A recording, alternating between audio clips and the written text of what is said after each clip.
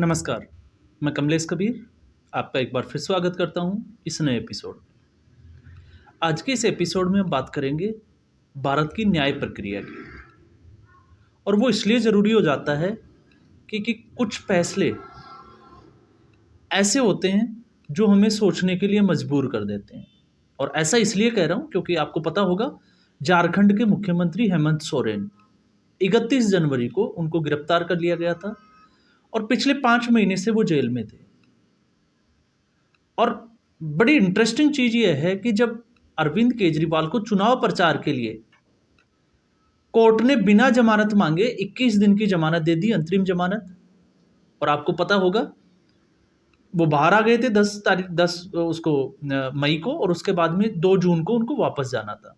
और उसके बाद में हेमंत सोरेन ने भी इसी तरह की एक याचिका दी थी कि उनको भी जो है, उनकी भी पार्टी है झारखंड मुक्ति मोर्चा, वहां पे भी झारखंड में भी लोकसभा के चुनाव है, तो उनको भी जमानत दी जाए। लेकिन उस वक्त कोर्ट ने उनको जमानत नहीं दी। अब आज हाईकोर्ट का फैसला आया, और हाईकोर्ट का जो फैसला था वो बिल्कुल चौंकाने वाला, उसके उलट। और फैसला ये आया कि हेमंत सोरेन के खिलाफ कोई ठोस सबूत नहीं है, इसलिए उनको जमानत दी जाती है। तो अगर हेमंत सोरेन के खिलाफ ठोस सबूत नहीं है तो फिर 5 महीने के लिए एक मुख्यमंत्री को इस्तीफा देना पड़ा। इस्तीफा देने के बाद में 5 महीने उनको जेल में गुजारने पड़े। तो अब 5 महीने बाद अब वो वापस छूटे हैं, तो फिर 5 महीने की जिम्मेदारी किसकी है? तो ऐसे तमाम तरह के जो सवाल है वो हमारे जहन में आते हैं। और फिर सबसे बड़ी बात यह है, वो ये है कि एक तरफ हम भ्रष्टाचार की बात करते हैं कि भ्रष्टाचार की लड़ाई जो है वो सरकार लड़ रही है, और दूसरी बात, जब ऐसे ही फैसले आते हैं तो फिर ईडी की जो भूमिका है वो भी कहीं ना कहीं संदिग्ध नजर आती है।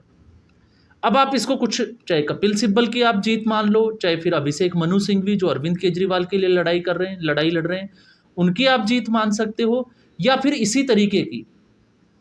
क्योंकि आपने देखा होगा, जब नेता आते हैं, आज के समय की मैं बात नहीं करके अगर पहले जाता हूं, तो 20 साल और 30 साल पहले कोई भी राजनेता बना हो, चाहे आप लालू प्रसाद यादव की बात कर लीजिए, कि एक गरीब परिवार का व्यक्ति जिसके 8-10 बच्चे हैं, और उसके बाद वो कच्ची झोपड़ी में रहता है, उसके बाद वो राजनीति में आता है, और राजनीति में आने के बाद में कोई उनका पुश्तैनी जो है वो, अगर हम देखें तो कोई व्यवसाय नहीं है।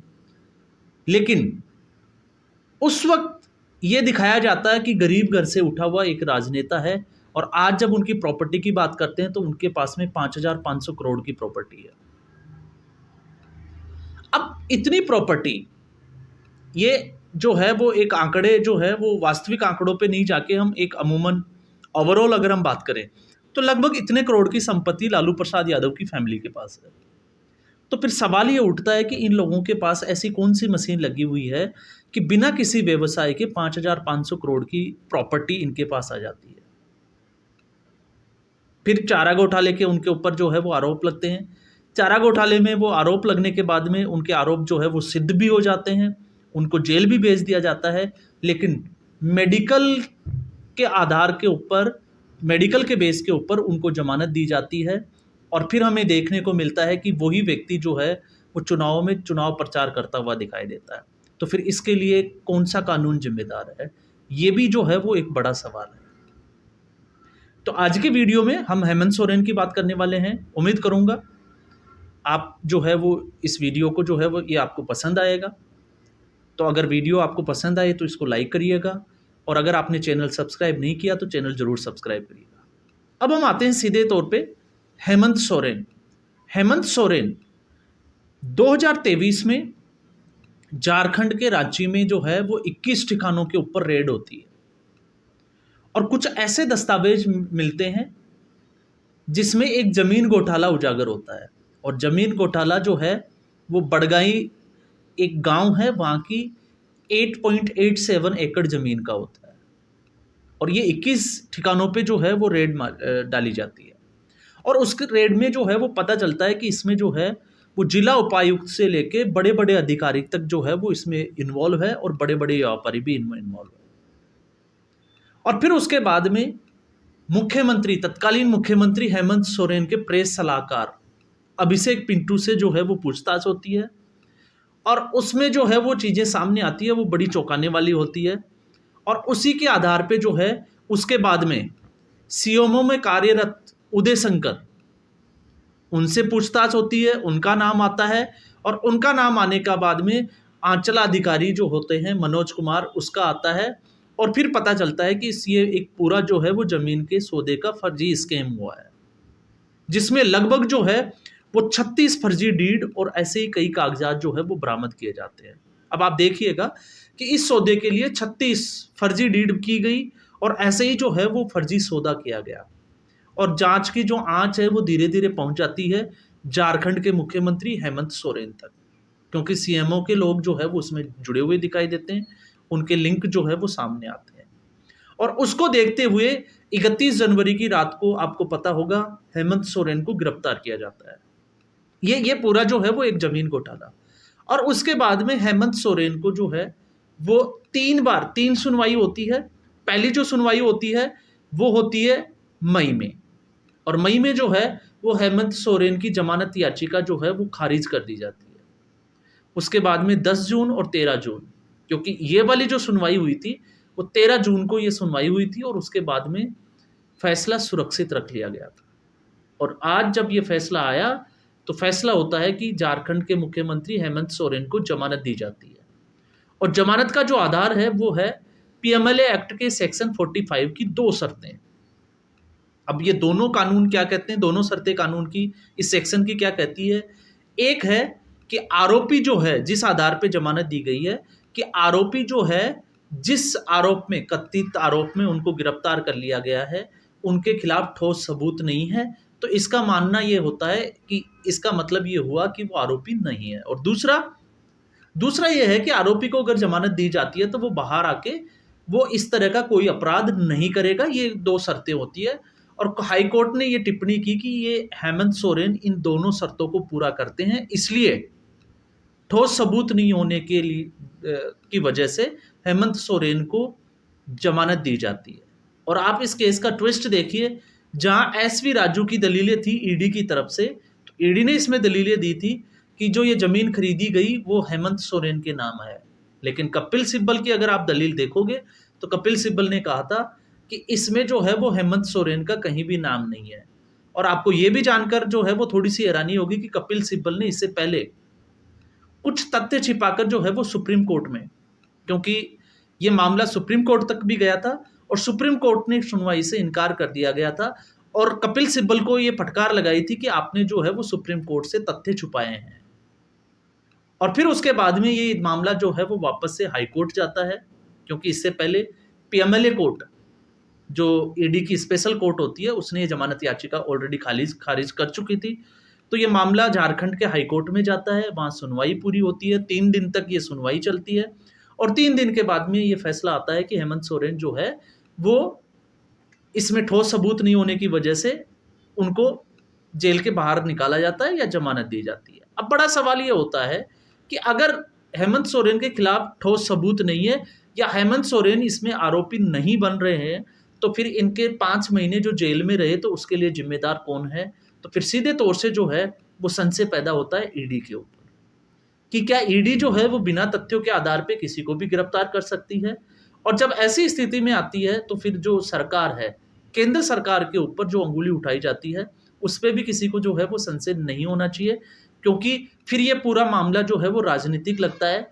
और राजनीतिक इसलिए भी लगता है क्योंकि इसको पूरा आपने देखा होगा, हेमंत सोरेन जब जेल से बाहर आए तो इसने राजनीतिक मुद्दा बनाने की भी कोशिश की कि विपक्ष की आवाज़ जो है वो दबाई जा रही है। और ऐसा एक बार नहीं, लगातार जो है वो ऐसा कहा गया है, चाहे वो राहुल गांधी के मामले में हो, क्योंकि राहुल गांधी और सोनिया गांधी खुद नेशनल हेराल्ड केस में बाहर है और कितना घोटाला है वो सामने जो है वो सबके दिखता है। लेकिन अब बात ये आती है कि जब हेमंत सोरेन, तो क्या हेमंत सोरेन आने वाले विधानसभा चुनाव में, क्योंकि झारखंड में अब विधानसभा चुनाव होने वाले हैं, तो क्या ऐसी स्थिति में झारखंड मुक्ति मोर्चा या हेमंत सोरेन को फायदा नहीं होगा? क्योंकि हेमंत सोरेन की पार्टी अब इसको राज्य स्तर पे जो है वो इसको मुद्दा बनाएगी विधानसभा चुनाव में, और विधानसभा चुनाव में जब मुद्दा बनाएगी तो एक सिंपैथी वोट जो है वो झारखंड मुक्ति मोर्चा को हेमंत सोरेन को मिलेगा, और हेमंत सोरेन एक बार फिर जो है वो मुख्यमंत्री की कुर्सी पे अगर देखने को मिले तो इसमें कोई जो है वो अतिशयोक्ति भी नहीं होगी, क्योंकि उनका। अब हम बात करते हैं अरविंद केजरीवाल की। तो अरविंद केजरीवाल के केस में भी अब जो है वो इसी तरह का एक परसेप्शन और एक नैरेटिव तैयार किया जाएगा। और आपने देखा होगा संजय सिंह ने हेमंत सोरेन को जमानत मिलने के बाद में जो टिप्पणी की वो इसी की तरफ इशारा करती है कि अरविंद केजरीवाल को भी इस पूरे जो शराब घोटाला था ये कथित तौर पे फर्जी था, और फर्जी तरीके से अरविंद केजरीवाल को फंसाया जा रहा है। जबकि हाईकोर्ट जो है वो ऑलरेडी मान चुका है कि अरविंद केजरीवाल के खिलाफ जो है वो पर्याप्त सबूत और साक्ष्य मौजूद है, और सुप्रीम कोर्ट तक ये मामला जो है वो जा चुका है। लेकिन आने वाले दिनों में अगर अरविंद केजरीवाल को भी, क्योंकि आपने देखा कि ट्रायल कोर्ट ने बड़ी चालाकी के साथ में माननीय न्यायाधीश न्याय बिंदु ने जो है वो अरविंद केजरीवाल को जमानत भी दे दी, जबकि वो वेकेशनल बेंच जो है उसमें है, रेगुलर बेंच में नहीं है। लेकिन इसके बावजूद बिना साक्ष्य और सबूतों के, बिना जो है वो दस्तावेजों को पढ़े, बिना ईडी को सुने जो है वो जमानत दे दी गई। और मान के चलिए अगर अरविंद केजरीवाल, ईडी जो है वो अगले दिन अगर हाईकोर्ट नहीं जाती और हाईकोर्ट स्टे नहीं लगाता, तो अरविंद केजरीवाल अभी बाहर होते, और बाहर होने के बाद में जो है वो इसी तरह का एक नैरेटिव तैयार किया जाता कि मोदी सरकार ने या केंद्र सरकार ने जो है वो अरविंद केजरीवाल को जबरदस्ती झूठे आरोपों में जो है वो जेल के अंदर बंद करके रखा था। और फिर उसके बाद में इसका सीधा फायदा जो है वो विधानसभा चुनाव में अरविंद केजरीवाल की पार्टी को होता, और फिर अरविंद केजरीवाल भी जो है वो एक बार फिर मुख्यमंत्री होते। और हालांकि आप मान के चलिए हेमंत सोरेन जो है वो झारखंड के जो है वो वापस से मुख्यमंत्री पद की जो शपथ लेने वाले हैं, इसमें कोई संशय नहीं है। वो दिन दूर नहीं है कि हेमंत सोरेन जो है वो वापस मुख्यमंत्री नहीं बन पाएंगे। लेकिन अब बड़ा सवाल ये है कि आखिर भारत की न्याय प्रक्रिया ऐसी क्यों है जिसमें एक कोर्ट जो है वो ये कहता है कि पर्याप्त सबूत है, और फिर दूसरा कोर्ट के जो जज है वो उसको जमानत दे देते हैं, उसको रिहा कर देते हैं। और ऐसे कितने पॉलिटिकल लीडर्स जो है, राजनेता है, जो जेल में हैं, आपको शायद नाम भी जो है वो किसी का नहीं पता होगा, क्योंकि आज तक ऐसा कुछ, लालू प्रसाद यादव को छोड़ दें तो बाकी लोगों का हमने देखा नहीं कि ऐसे किसी को जो है वो सजा हुई है, और जबकि इनकी प्रॉपर्टी जो है वो लगातार करोड़ों में बढ़ती जा रही है। अब ये बात करते हैं, जैसे विपक्ष की हम बात करें, ये अडानी की बात करते हैं, अंबानी की बात करते हैं कि उनकी प्रॉपर्टी जो है वो लगातार बढ़ती जा रही है, उनके एसेट्स लगातार बढ़ते जा रहे हैं, वो अरबपति बनते जा रहे हैं, वो जो है वो अमीरों में उनका नाम जो है वो ऊपर आता जा रहा है। तो हम मान के चलें तो एक बार हम देखते हैं कि उनके पास जो है वो अपने बिजनेस है, लेकिन फिर इन नेताओं के पास कौन से बिजनेस है कि इनकी प्रॉपर्टी जो है वो इतनी बढ़ रही है। और अगर इनकी प्रॉपर्टी इस तरीके से बढ़ रही है तो फिर क्या ऐसा कोई कानून नहीं होना चाहिए जिसमें कि अगर किसी को एक बार आरोप जो है या किसी कोर्ट को लगे तो दूसरा कोर्ट जो है वो उसको जमानत नहीं दे। वरना फिर हम बात करते हैं कपिल सिब्बल, क्योंकि आज जो है वो कपिल सिब्बल की अगर देखेंगे तो कपिल सिब्बल की जीत मानता हूं मैं इसमें, हेमंत सोरेन की जीत नहीं मानता हूं, क्योंकि कपिल सिब्बल ने इससे पहले भी अपने आप को साबित किया है कि वो ऐसे मामलों में कई लोगों को जमानत दिला चुके हैं, फिर चाहे सुप्रीम कोर्ट को या कोर्ट को जो है वो रात को 12 बजे ही क्यों ना खुलवाना पड़े। ठीक ऐसे ही अभिषेक मनु सिंघवी ने भी बड़ी चालाकी के साथ अरविंद केजरीवाल को जो है वो जमानत दिलवाई दी थी, लेकिन उसके बाद वो कामयाब नहीं हुए, क्योंकि अगर तो न्याय बिंदु ये जमानत नहीं देती तो हो सकता था वो आगे जाके कामयाब हो जाते, लेकिन उससे पहले ही वो एक्सपोज हो गए। लेकिन आने वाले दिनों में लग रहा है कि अरविंद केजरीवाल को भी जो है वो बहुत जल्द जमानत मिल जाएगी, अगर इसकी पूरी संभावना है जिस तरीके से हेमंत सोरेन को जमानत मिली है। तो ये जो है इससे साफ सीधी ये होता है कि इसमें जो है वो सब गोलमाल है, सब आपस में मिले हुए हैं या फिर सब एक दूसरे के खिलाफ है, और फिर उसके बाद में हम और आप लोग जो है वो सोचते रहते हैं कि ऐसा क्या हुआ। एक बार हमें लगता है कि इस बार जो है वो कार्रवाई हुई है, वो सही दिशा में जा रही है, तो अगले ही कुछ दिनों में हमें लगता है कि नहीं, ये कार्रवाई जो थी वो गलत थी, अब ये दूसरी दिशा में जा रही है, और ऐसा ही जो है वो हमें एक के बाद एक केस में देखने को मिल रहा है। तो आज के एपिसोड में बस इतना ही, फिर हम एक नए मुद्दे के साथ में हाजिर होंगे, तब तक के लिए धन्यवाद।